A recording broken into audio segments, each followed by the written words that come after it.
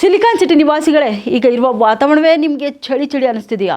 ಹಾಗಾದರೆ ಮತ್ತಷ್ಟು cool weather ಎದುರಿಸಲು ನೀವು ಸಿದ್ಧರಾಗಿರಬೇಕು. ಏಕೆಂದರೆ ರಾಜಧಾನಿ ಬೆಂಗಳೂರಲ್ಲಿ ಮುಂದಿನ ವಾರ ಚಳಿ ಮತ್ತಷ್ಟು ಹೆಚ್ಚಲಿದೆ ಎಂದು ಹವಾಮಾನ ಇಲಾಖೆ ತಿಳಿಸಿದೆ. ಇನ್ನು ನಗರದ ಕನಿಷ್ಠ ತಾಪಮಾನವು 12 ಡಿಗ್ರಿ ಸೆಲ್ಸಿಯಸ್ವರೆಗೆ ಇಳಿಯುವ ನಿರೀಕ್ಷೆ ಕೂಡ ಕಂಡುಬಂದಿದೆ.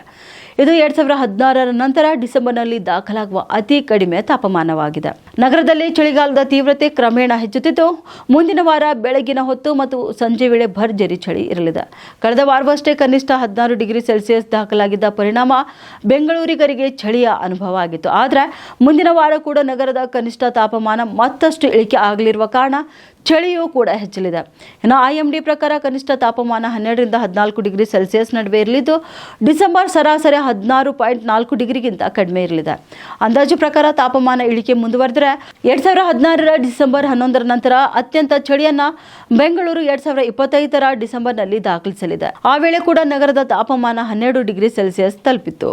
ಉತ್ತರ ಕರ್ನಾಟಕ ನ್ಯೂಸ್, ಇದು ಕನ್ನಡದ ಉಸಿರು.